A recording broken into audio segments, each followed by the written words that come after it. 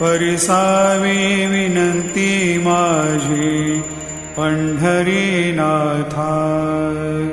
असो नसो भाव आलो तुझी ठाया, कृपा दृष्टी पाहे मजकडे सद्गुरु राया।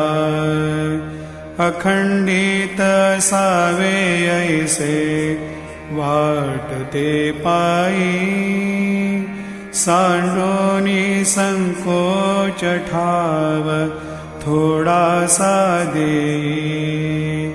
तुका म्हणे देवा माझी वेडी वाकुडी, नामे भव पाश हाती आपुल्या तोडी।